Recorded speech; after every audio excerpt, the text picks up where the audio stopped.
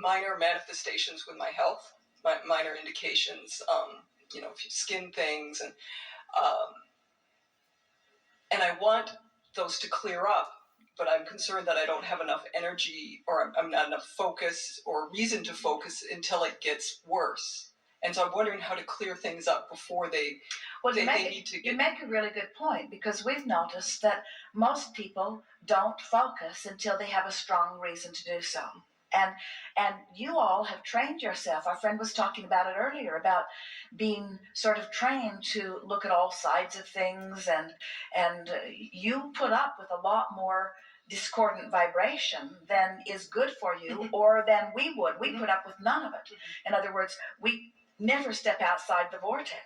And so when you come to a place of posing a question like this, it's a good indicator, because what you're saying is, I'm at the point where I am now willing to be pickier about the way I feel, and I'm going to catch these vibrational indicators of vibrational discord at earlier, more subtle stages. Because you've heard us say, we say it often, that if life has caused you to become more and you're not letting yourself be it, so there's vibrational discord, and you don't recognize it by the emotion and then deliberately choose thoughts that cause the discord to dissipate, don't worry, the discord will get bigger, because law of attraction is responding to this aspect of you, and law of attraction is responding to this aspect of you. So the tug of war is going to get stronger and stronger. The resistance is going to become more and more evident. So at first, the resistance shows up in minor, you used the word minor manifestation, but it shows up in minor emotion.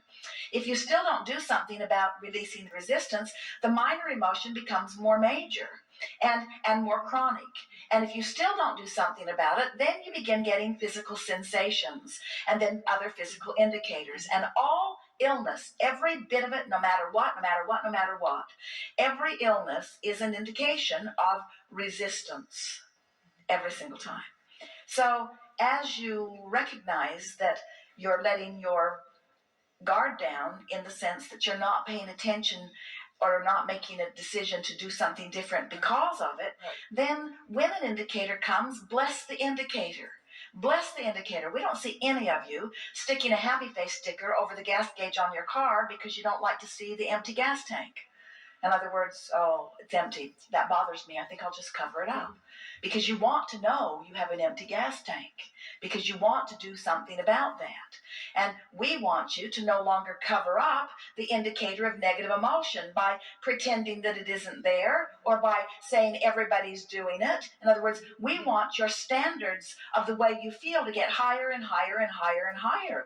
We don't want you to put up with negative emotion. And in the moment that you decide that you're not going to put up with negative emotion, which doesn't mean that you're going to hide from the world, which may be the seeming reason that you've got negative emotion, it means you're going to change the thought to something that doesn't feel negative. In other words, you're not going to try to control the uncontrollable. You're going to control what you can control, which is the direction of your thought, which is the television programs you watch, and the music you listen to, and the people that you call and talk to, and the blogs that you read. In other words, there's all kinds of things that you can do that make you feel negative emotion, or that make you feel positive emotion. And when your dominant intent is to feel positive emotion, you will have no more indicators that manifest in other ways. In other words, the indication doesn't have to get bigger unless you ignore the indication. And it won't get bigger unless you're ignoring the indication. So what we hear you say is, I want to be more aware of what I'm doing vibrationally. I want my emotions to be more obvious to me. Now, in the beginning, it's going to mean you're going to have a little more emotional roller coaster experience. Your highs are going to feel higher and your lows are going to feel lower as you tune yourself to awareness of what you're doing. In other words, it's like activating your guidance system. The most effective way we know of activating your guidance system in a way that you can't miss it, so that then you don't need other manifestational indicators to show you that you're out of whack, is the process of meditation. Because when you sit every day for 15 or 20 minutes and you deliberately focus upon something that quiets your mind, listen to the dripping of a faucet, or find a sound in an air conditioner that's buzzing and focus upon it, or count your breathing in and out. Focus on something that doesn't require much thought, but that takes your attention. Sometimes Esther will start over 10 times because she'll start there, then her mind will wander, then she'll start there and her mind will wander, then she'll start there and her mind will wander.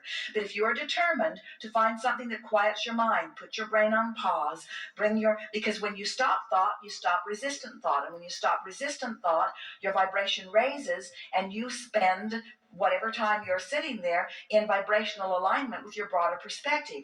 That's like tuning yourself into the vortex. That's like practicing the vibration of in the vortex. And the more you practice the vibration of in the vortex, the more when you're not in the vortex at the early subtle stages, in other words, you might not be all the way out of the vortex. You might just be on your way out of the vortex, but you're so sensitive to the vibration, you feel it, and from inside the vortex or from on the brink of the vortex, it's very easy to turn and go back in. It's just not so easy to turn and go back in when you've gotten far out of it, you see. Well, I think that's been the thing, because I feel like I have little things and those freak me out, and I'm like, oh, or they'll get worse or something. Good. Esther's very sensitive to emotion. Things that she just rode with years ago now really get her attention. And some might say, oh, she's become hypersensitive. And we say, yes, she has, and it's a good thing. Because now she does not have to have manifestational indicators that are huge. Yes. So if someone says, oh, you're so sensitive, say, I know. I've trained myself that way because I believe my life is supposed to be perfect, and when it isn't, I throw a fit. That's pretty much it. Your children do, don't they? Don't they? They know they're good, and when you imply they're not, do you see the way they look at you? You screwy rabbit. I'm good. It takes them a long time for you to convince them that they're not.